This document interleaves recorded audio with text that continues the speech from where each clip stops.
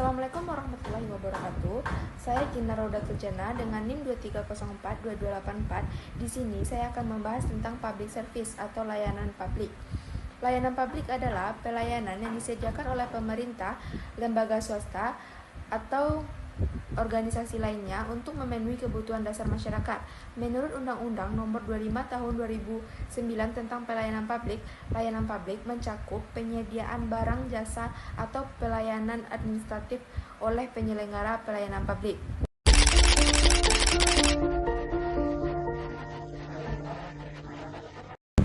Isu-isu dalam pelayanan publik. Yang pertama, kompleksitas birokrasi. Proses birokrasi yang panjang dan berbelit-belit seringkali menjadi kendala besar dalam pelayanan publik di Indonesia. Setiap prosedur administrasi, mulai dari pengurusan dokumen, kependudukan, hingga izin usaha, melibatkan banyak tahapan yang memerlukan waktu dan tenaga. Masyarakat seringkali merasa frustasi dengan birokrasi ini karena menghambat kebutuhan mendesak mereka akan layanan cepat dan efisien. Yang kedua, kurangnya transparansi dan akuntabilitas. Transparansi dalam pelayanan publik merupakan tantangan yang hingga kini belum sepenuhnya teratasi. Ketiadaan informasi yang jelas mengenai prosedur, biaya, serta waktu pelayanan seringkali menimbulkan ketidakpercayaan masyarakat terhadap instansi pemerintah. Isu ini juga berhubungan dengan akuntabilitas, di mana kurangnya pengawasan membuat pelayanan publik rentan terhadap praktik korupsi dan penyalahgunaan kewenangan. Yang ketiga, infrastruktur digital yang belum merata. Di era digital, banyak negara telah beralih ke layanan berbasis teknologi untuk mempermudah akses masyarakat. Di Indonesia, infrastruktur digital untuk pelayanan publik masih terbatas, terutama di daerah-daerah terpencil. Kesenjangan digital ini memperlebar ketidakmerataan akses terhadap pelayanan, membuat masyarakat di wilayah pedesaan sulit untuk memperoleh layanan publik yang cepat dan memadai. Yang keempat yaitu kualitas sumber daya manusia dalam pelayanan publik. Kompetensi sumber daya manusia dalam pelayanan publik menjadi masalah krusial yang seringkali diabaikan. Kurangnya pelatihan bagi pegawai pelayanan publik membuat kualitas layanan menjadi kurang optimal. Aparatur sipil negara yang melayani masyarakat kerap kali kurang responsif dan tidak terlatih dalam mengelola keluhan dan kebutuhan publik yang berdampak pada rendahnya kepuasan masyarakat terhadap pelayanan yang diterima. Isu-isu ini memerlukan reformasi menyeluruh agar dapat memperbaiki kualitas pelayanan publik di Indonesia. Dengan itu, layanan yang diberikan kepada masyarakat dapat lebih responsif dan berorientasi pada kepentingan publik. Reformasi birokrasi dalam pelayanan publik. Reformasi birokrasi adalah upaya sistematis untuk merubah struktur budaya kinerja birokrasi dengan tujuan utama meningkatkan kualitas pelayanan publik. Di Indonesia, reformasi birokrasi telah menjadi agenda penting dengan berbagai upaya yang dilakukan untuk meningkatkan efisiensi dan transparansi pelayanan. Langkah-langkah yang ditetapkan yaitu yang pertama, simplifikasi dan deregulasi. Penyederhanaan regulasi bertujuan mengurangi tumpang tindih aturan dan memangkas prosedur yang tidak efisien. Upaya ini bertujuan menciptakan birokrasi yang lebih fleksibel dan adaptif terhadap kebutuhan masyarakat. Melalui simplifikasi regulasi, proses perizinan dan pengurusan dokumen yang sebelumnya memakan waktu yang lama dapat dipersingkat sehingga memudahkan masyarakat dalam mengakses layanan.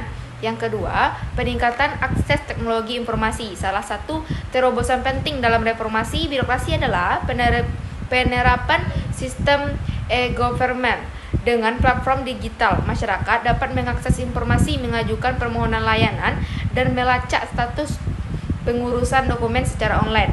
Hal ini tidak hanya meningkatkan efisiensi, tetapi juga transparansi karena masyarakat dapat mengawasi proses pengurusan dokumen mereka sendiri.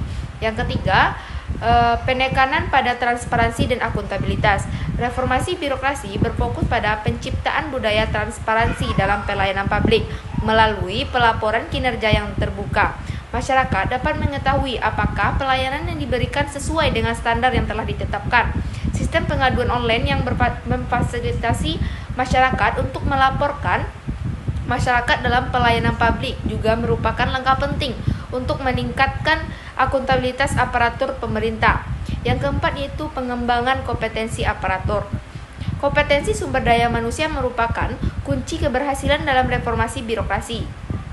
Oleh karena itu, pelatihan dan pengembangan ASN terus ditingkatkan dengan fokus pada keterampilan pelayanan manajemen konflik serta pemahaman teknologi informasi.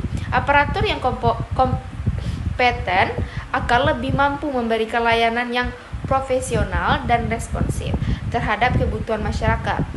Melalui reformasi birokrasi, diharapkan pelayanan publik di Indonesia dapat menjadi lebih adaptif, efektif, dan transparan, sehingga kepuasan masyarakat terhadap pelayanan yang diberikan dapat terus meningkat. Fungsi Ombudsman dalam public service. Ombudsman adalah lembaga negara yang berperan mengawasi penyelenggaraan pelayanan publik di Indonesia. Berdiri sebagai perwakilan masyarakat, Ombudsman memiliki mandat untuk memastikan bahwa setiap pelayanan yang diberikan oleh pemerintah berjalan dengan baik, sesuai dengan standar. Beberapa fungsi utama Ombudsman merupakan yang pertama yaitu menampung dan menindaklanjuti keluhan publik. Salah satu fungsi utama Ombudsman adalah menerima pengaduan dari masyarakat terkait pelayanan publik yang tidak memadai. Keluhan yang diterima bisa mencakup berbagai hal seperti ketidakadilan dalam pengambilan keputusan, prosedur yang rumit, serta pelayanan yang tidak profesional. Setelah menerima keluhan, Ombudsman memiliki wewenang untuk menindaklanjuti melalui proses investigasi. Yang kedua, melakukan investigasi terhadap pelayanan publik. Ombudsman memiliki kewenangan untuk melakukan investigasi independen atas keluhan masyarakat atau atas inisiatifnya sendiri. Melalui investigasi ini, Ombudsman dapat mengidentifikasi